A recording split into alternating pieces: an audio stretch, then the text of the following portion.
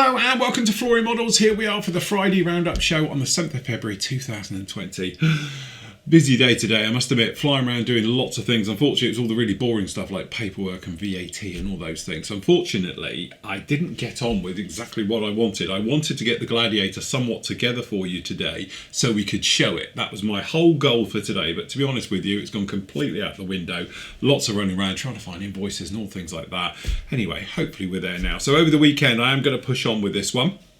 But as you can see, she's looking very, very silvery. Very nice. Is this total lunar effect that we're going for? I say the camera, I don't read too much into it. This camera isn't the best one. To be honest, the camera we're using at this precise moment isn't my best camera either. But generally, I think we're pretty much in the ballpark with this silver. It's not quite as silvery as the camera's making out, trust me. But it's really nice with this sort of Oxford blue for the tails as well. I like that. It's just going to be a nice contrast to it. And then again, we've got the engine done here. This is ready to be installed and put on and things like that. So really we're into that stage where we can probably get the decals on now because it'll be easier to decal it like this than it will be when it's together. So I'm thinking next stage will be to do some decaling with it and we can move on. Anyway, part 4 of that is up with you right now. You can go off and see that one. Really, it covers quite some interesting points. One is going through doing the canopy work. So we actually mask up the canopy and go through all about doing that one to show you how to do it in real time as well. And it's a nice, quick, easy job on that. It's nice. It's got good, strong framing, so you can butt right up against it and cut against it. Sometimes when they're a little bit soft and you can't really work out where they are, they can be a right pain to basically put your own masking tape on using Tamiya tape, stretching it over it. If you can't see it, it's very, very difficult. But that one's a good, strong contender for it. Very good glass work on ICM kits, and also the way it fits in. It's like a nice socket system that the windscreen fits into, so a little bit of clear glue on that one and the rear part. And what we've done is temporarily we've used a tiny bit of PVA glue to put this top on. I don't want to take it off because I want to do it on camera and film and show it, and then a little bit of scratch cleaning up and away you go. So it's a nice easy way of protecting all the insides of your cockpit from overspray and things like that. So anyway, we move through with this one, and to be honest with you, and it's right here, I've been using this stuff for the first time. Now this is one of those ones where, to be honest, primers and probably silver paint tend to be the most questioned item, suppose that I get all the time, where people say, what primers do you recommend, what silver paint do you recommend, various things like that. And it's very, very difficult because, you know, we've been speaking about like stynylrez res recently as well, and a couple of questions have come up about that one. A lot of people are saying it's like user error, or it's been freezing, or it's got alcohol in it, and so forth and so on.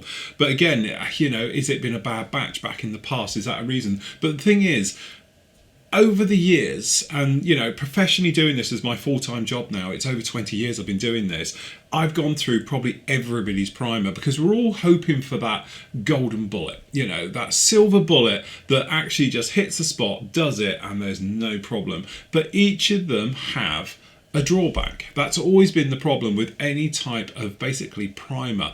And that comes down to metallic and metallizer paints as well. They've all got their downside to them. Primers, for instance, you can get some really nice primers out there, like the stynylrez ones of this world, which is the same thing that UMP rebottled and MiG one shot. It's all the same stuff, okay? It's a really nice, and it goes on and it covers beautifully. And you know, to be honest, I used MiG stuff first, the one-shot stuff. Then we used the stynylrez one, and it has that ability of getting rid of minor imperfections, tiny little seam lines. Perhaps you've got a little bit of a soft edge between two seams. It's shrink back. It'll take care of that. Beautiful. But then there's always been a sort of compromise with it. So for that one, because they're a sort of latex into them, or a polyurethane based, they've got that sort of roll up thing. They don't cure as quick as you would hope normal ones do. So, you know, that's the thing, that yes, it doesn't do it. Then you've got other people's, and to be honest, just using normal acrylic paint works really, really well, but it doesn't have that sort of gap capability. It just lays there. It doesn't actually do anything specifically. So that's a downside to it. Then you can go along and use lacquer based primers and stuff like that, which, you know, tends to be the way I'm going. To be honest, I'm on a lacquer thing. Everything I've got is really lacquer these days, and I like them. But the downside is they stink. They're very, very smelly. You know, there's no doubt about it. If people come in your home, I had a modeler came over and saw me for a couple of hours this week, and first thing is he said as he came through the door, been spraying, because you can smell it. There's no way. And I've got, you know, a couple of high-end extractors. Both of them are running continuously when I am painting, but you can still smell it. So that is definitely a bit of a downside, and it has got a bit of a pong to it, let's face it. But it's really nice stuff.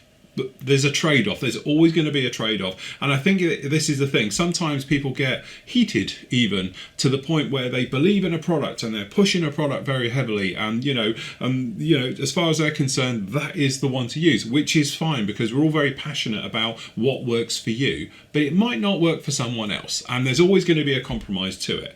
Okay, so from my point of view, I just want something that goes on, dries really quickly, and I can sand and work with it 5 minutes after it's gone on. If I've put down some primer and then I see a fault, I want to go straight in there and sand it there and then, and I just want to blow over it straight away, and away we go. It's job done. Downside, it stinks. It absolutely stinks. So if you're in a household, you've got especially young children or pets, things like that, you have to think carefully about using this stuff. But anyway, I have been using this, and as far as I'm concerned, as of, here we are, February 2020, this is my primer of choice. Clearly, that will change next month when the next best thing comes along, and I'll be saying, that's great. So honestly, don't read into anything I say. And one of the big things is, because I have had people talk to me a lot about various things recently, it's just my opinion. I am just one person. People ask me my opinion. I will always give them an honest answer to it. If it's crap, I will say it's crap. If it's a lot of money and really expensive for what it does, I don't think it gives the best bang for buck, I will be honest and say it. It's what I've always done, okay? And I know I rub a lot of people up the wrong way because I am very opinionated, but if people ask, I will tell them. And that's why I do it at the end of the day. I make mistakes, buy expensive things to find out they're crap just for it. I've had I've had 2 people message me recently about Harder and Steenbeck airbrushes, and I don't use them anymore. And yes, I am using a cheap airbrush these days, but I'm getting on very, very well with a cheap airbrush. The airbrush is 100 quid, 120 quid airbrush, as opposed to a 300 quid Harder and Steenbeck, which I've been using for donkey's years. Why have I moved away? Bang for buck. That's not to say there's anything wrong with the Harder and Steenbeck airbrushes, because they are still fantastic airbrushes, and I love working and living with them. They're very, very easy to strip and clean. If there's a problem, you can fix it within moments. The one I'm using at the moment, not so. If it's got a problem, it's going to take you a bit to get it going and work again and strip it down. That said, so far, touching wood, trust me, it's wood under here, I've never had a problem with it. It just works, and it keeps working and keeps working. And to be honest with you, I'm up to that point now, and I'm thinking 120 quid. I used to break airbrushes that were 120 quid 20 years ago every 6 months because I am an animal and I just don't look after them. And we're not talking about the consumables like nozzles and needles. I'd physically break them, in some form or another. So it would be, that's it. It was cheaper to actually, get a new one than it was to replace it, especially when I used to use the old Aztec crappy thing. But anyway, I digress. It's one of those things. What I'm trying to point out, though, my point is that it's just my opinion. People ask, that's what I do. Why do I chop and change? Because again, I'm like everybody else. I'm just looking for that next best thing, the new paint range that comes along, and it's like, wow, that's brilliant. But that's the thing, paint ranges as well. Jesus, people often ask, I don't use MRP anymore. I do, I've used it on this.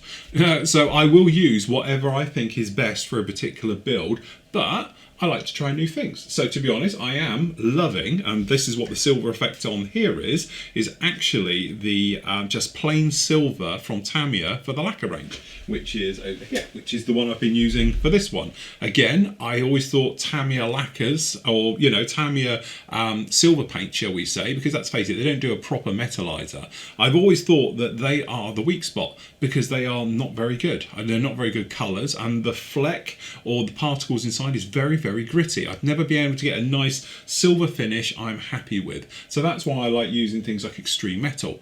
But what I'm saying is, at the end of the day, I think it's better to have different arrows in your arsenal than just one. Okay, because at the moment there isn't a silver bullet that does everything. You always need a little bit of everything round. So that's the point to it. What works well for you, stick with. Okay, perhaps try these new ones as they come along just to see if it is any better. But I've used other paints, and to be honest with you, I didn't think they were fantastic. Other paints, I've used them quite well. Being honest with you, I've tried to use Hataka on the Falcon here. Didn't give me the effect I was after, so I switched back to my old way of doing it. So it is one of those things, don't be bogged down into it all and don't get all in the politics of all and all the rest of it. Just do what you enjoy at the end of the day, because that's what it's about. And to be honest with you, that's how my modelling is from the day I turned professional, sort of over 20 years ago now, to the day now. I only do it the simplest way. Why would I want to overcomplicate something? So if I've got a product that I have to, almost finesse into working to give me a beautiful finish, or I've got another product I can just grab it, shake it and spray it on, I will do the easiest route. I've never been one of these. I think it stems back when it was commission, time is money. I was being paid per model, not per hour. So consequently, you do it as quickly and as efficiently as you possibly can. So that way you produce something that you know is going to work and it's going to be fine, rather than something that sometimes goes a bit funny or sometimes doesn't quite work, or you get a paint that doesn't quite dry or a lacquer coat that doesn't quite dry and various things. And clear coats and lacquer coats, that's another minefield for another show. Speaking of which, I know lots of you have been asking me as well, the new bite-size series, it's not going to be today. I will get it sorted for next week. To be honest with you, I'm working basically all weekend, so I will do a lot of down the background stuff. I've still got to do the editing, because to be honest, I have done the sprue cutting one.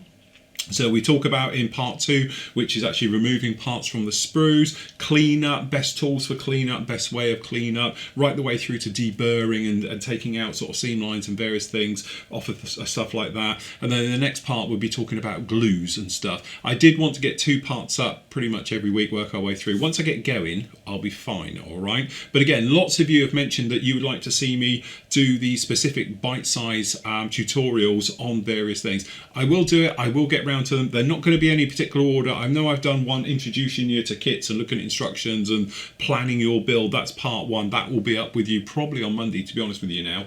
And then part 2 is sprues and removing stuff from sprues and clean up from sprues and stuff like that. So they fall in, but the rest of it's going to go out the window, because I can tell you now, this is going to be used for doing the oil tutorial, for instance, because I am going to use a lot of oils on this for the weathering and stuff like that. So that means that's going to come along probably even the end of next week. If not, it'll be the week after. Hopefully I'll get this thing, all rest of the paintwork done and everything by probably Tuesday, Wednesday, and then we'll be into weathering on it. This little guy coming again. This one, for instance, we might look at decals and setting solutions and stuff like that as well. It's here, so it's handy to do it. That's what I said. It's not going to be following one build start to finish, because that's just no different from any other work I do, or ones like these are anyway. I want to showcase technical areas as well, so when I get a problem thing, I can use that as. So if we get something that's got really bad joints and gnarly, or needs rescribing or re-riveting, that's the ones I'll use for it as we make our way through. But I want them to be fresh and standalone and not part of my other ones. So it's not like I'm just taking snippets out of full video builds and using them as a bite size. I want to do it as a standalone one, so it's got very little crossover between the two. But anyway, it is coming. I know lots of you are very excited about it and been saying, is it today? Is it today? No, it's not going to be today. But I will get it done, and it will be up next week starting, and then we'll make our way through for it. Remember, if you've got any ideas, any suggestions, things you'd like to see, I know a lot of you have been in contact with me already, just shoot me a message, and then I'm sure I can sort one out for you. They're going to be 15 to 20 minutes long, maximum time each section, as make our way through, and we'll be focusing on specific areas of things. So specific things like glues, and then that's all we talk about is just glues. And then obviously the next thing about being like, joining and construction of parts, the reasons why and when and things like that. That'll be a standalone one as well. And then the technical things, obviously just working on oils, weathering, chipping, all the different things, aspects right the way through. Wheels, a couple of people asked me about wheels and all like that. And then hopefully over time there'll be other sections added into that which will be really detailed stuff. So a bit like perhaps doing scratch building and rewiring and doing plumbing work and all the various bits into it. So the whole point is, at the end of the day, if you've got a question on a specific area, then you literally will just be able to go down through the list, and it'll just be done all in like chapters and all the rest of it,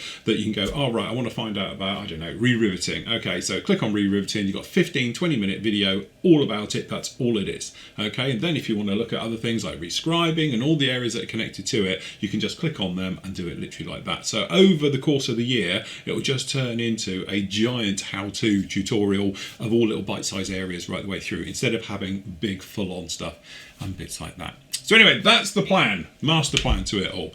Anyway, we have spoken about this one. We've showed you lots about it over the week. I will get the review done for this at the weekend. This is the brand new Kitty Hawk 132nd, although it's teeny tiny plane.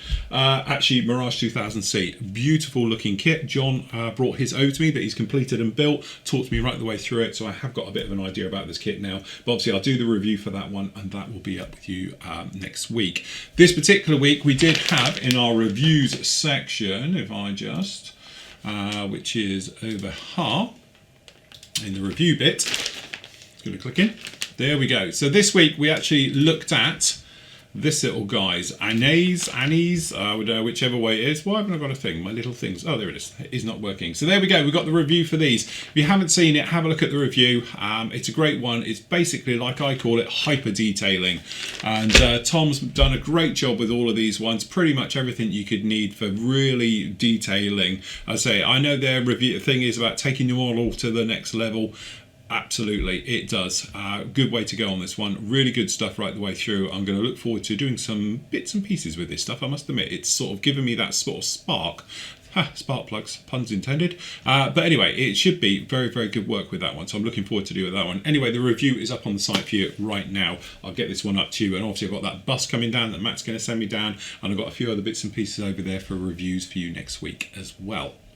Okay, so this week really all kicked off on Monday when we were looking at the Millennium Falcon, which down here, which was part 6. Now in part 6, it's basically finished off the entire construction of it, and then obviously getting into primer and all those areas like that. And then to be honest with you, yesterday I painted it. So she is literally fresh from the paintwork, all ready to go. Obviously we need to do all the markings now, and then obviously all the detail painting and all stuff like that. So there's lots and lots still to come on this one, but part 6 is up with you right now. You can go off and see that one. Again, it's one of those, is it going to stay on it? It's very close to the edge. There it is. It's one of those where you just want all that detail to come alive and to pop. So actually putting down the base coats of paint is just standard. Going in and doing all the detail work to it and all the chipping and all the gorgeous bits that are going to come along with it is going to be a lot of fun. As you know, this is where I'm in my element. I love weathering sci-fi stuff purely because there's no written rule to this. You can really go into it exactly how you want. Obviously an iconic ship being the Falcon, so we have to do it justice. So we are going to keep it pretty much as per the films. Obviously this will be New Hope for me, which I'm doing for this particular version, but say if you're doing Empire or Jedi and all the rest of them that go with it, the weathering changes all the way through. But I am going to use a little bit of artistic license. You know me, don't play by the rules, and I certainly don't follow what's on the picture. So I will be doing a lot of my own little effects onto this one and touches. So looking forward to that. Again, next week it's going to be very much in sections because obviously you need to let oils dry and to various things happen and stuff like that. So it should be a lot of fun working on that one. So stay tuned, it is coming. But anyway, part 6 is up with you right now. You can go off and see that one. And then if we just go back to the vlog area, if you want to catch up with all the stuff, don't forget it's just down in here. Me and Matt, on Tuesday, we had our afternoon of fun, and there it is. That is that fantastic Mirage from this kit I've got next to me. Me and Matt obviously have spoken, discussed it and various things. Usual chit chat from us, talking about everything that's going in the hobby, what we like about it, what we don't like about it. Revel, we're talking about you, okay, and various things like that right the way through. So if you want to keep up to date with the kit show, obviously it's a joint thing with me and PM Models, you know, bringing you all the latest releases, so the gossip and everything else, and then you guys all get involved as well because it is a live show. So obviously the chat room, you guys are in there talking to us as well. Okay, then up last night we had, there we go, it's a bit, I don't know why that picture's so blurry, not a good picture. Anyway, it was me and John obviously here in the studio. We had Andy and Nathan, and we were looking at your great work, and we did pick out some absolute gems. We tend to showcase what's going on the forum now and in the group builds and what's really taken our eye from the week. So there's no right or wrong. We're not just picking out the latest ones. Nathan pulled out one that was from last year, various things like that took his eye going through, and it's great to see your work and showcase your work. So if you're ever wondering why I don't showcase it so much on this show anymore, that's because all we talk about last night was other people's work and things like that and the group builds and SIGs, and it is absolutely inspiring. You guys absolutely do a fantastic job. Not only obviously we were talking about just the builds look fantastic, but the way you photograph them as well, it just sets them out and all the rest of it. And it's one thing I will say, because obviously at the end of each show on a Friday I do a gallery. Honestly, just use a sheet, a pillowcase, something. Just put a background behind your model before you photograph it.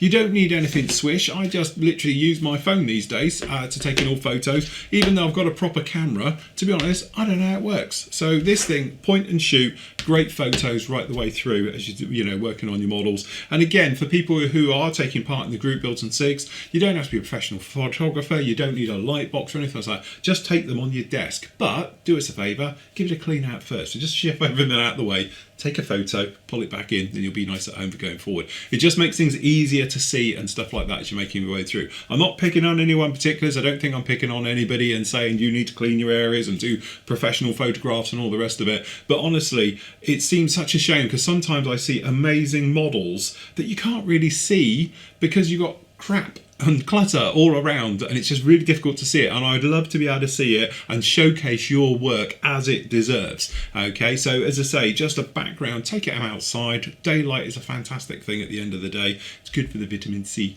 But your thing is, stops rickets. But the thing is, your model will enjoy it as well because you can showcase it, and natural daylight works fantastic. Although obviously we don't have much at the moment because the weather's crappy and we got another storm coming through over the weekend. So that's why I'm going to hunker down and just get on with the work. But anyway, thank you very much to Nathan and Andy, and obviously for John for travelling down to see me last night. As always, you can get involved with all the conversations and everything that's going on with those. Just hit yourself up in the live chat room on the Flory Models Forum, and obviously you can get involved with all the chat. We can answer your questions and all the various things that go on with it, just like that. And that is about it. Apart from two things we need to talk about. First of all is, and that's over here, PM Models. As great as we are, we have no control over what they're doing in the car park out the front. And to be honest, they are resurfacing the car park in front of PM Models. You guys who've been there know we've got that huge thing with all railings and parking areas. That's all gone because they are completely redoing it. Also, we're having a brand new secure gate at night that closes and all things like that. So it's a little bit out of our control. So this weekend, we're not going to be actually open at the PM store. I know, boo. And I've got worse news for you because Matt's on holiday next week. Whichever one that is. I've got the dates written down, but it's not this week, it's next week. For the week, he's off on Hollybobs. Lucky git. So he's off to the sun. I think he's off to Lanzarote with the family and everything else. So obviously the PM store will shut down just for that week, and then we'll be back at it and all the rest of it. Andy might pop in. We're not sure, okay? But anyway, into the new arrivals at the PM store. We have some great things. We spoke about obviously this with Matt on the actual Wednesday afternoon show because obviously it's new arrivals that have come in. But we have got the Roden Cargo Master, so the predecessor to the Herc. Okay, so great aircraft as well. Shame about the box. Watch the show and you'll know all about that one. Anyway, one of my favourite aircraft that I've seen, and we've got actually one in the reveal show today, is the Kinetic Starfighter. Looks absolute great kit as well. But I tell you what, there's something I absolutely love is it in Japanese markings. It's something about natural metal finish with the actual red discs. It just stands out. It just looks fantastic, and a couple of white bits on there, and it's good to go. Anyway, other things as well. We've got the Porsches. We got the what's it called, the Starum as well, and all the other bits through. And I've got the bus, which I'll be reviewing in this week as well. So that'll be coming in very soon. And there's a Gladiator that I'm currently working on right now. There is going to be a thing as well for pre-orders for these coming back in. We've ordered another load of them, but it's going to be a little while out yet. It'll be a month or so before we actually get those in. But if you are after the Bandai 72nd Falcon, we've got another order. We'll be doing a pre-order special as usual for the members in the forum, so you can get a discount on that and put your name down for them because they tend to literally fly out as soon as we get them in, as always with that one. Other things we're going on there as well, don't forget we've got the specials area. So in the specials area, down in here, this is where you can grab yourself a bargain. It all got updated yesterday as well. So we've got down in there, got a Conqueror, look at that. Okay, and the various other ones down in here, Copper State models, very nice, I have to admit, we do like that one. We've got the Lotus, that's a nice one. As well, the Hornet, very nice as well. Remember, when these are gone, they are gone, all right? So that's it. They usually stay here for a week, maximum 2, and then they'll be to go back, obviously, at full price, or when they're sold out, whichever comes first. Okay, so if you want to grab yourself a little bargain, that's the PM store for that one. So just obviously search PM Models UK and you will see that one. But if not for that one, it's pmmodelsuk.com. And you can come along to the store. Usual thing, don't forget, we've got loads of other things in here. All your supplies, do all your paints, you name it, we do it. All the major manufacturers, as you might expect, right your way through on that one. So if you want to grab yourself some deals, some various things in there, grab it now. And that, as they say, is about it from me. So, obviously, I'm going to leave you, as always, being on a Friday with your great work. So until Monday, where hopefully you'll get the next part of that one up with you. Happy modelling. Take care.